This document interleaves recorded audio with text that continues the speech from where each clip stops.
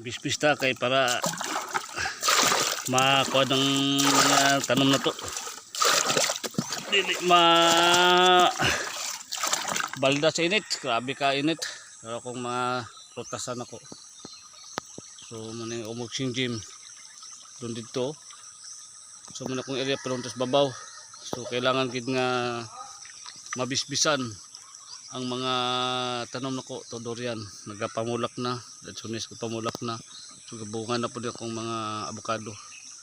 So amo nang mga kaprutasan ako paana padong dito, so ulahi po di padong dito so kailangan pag ting-init sipag tiyaga lang.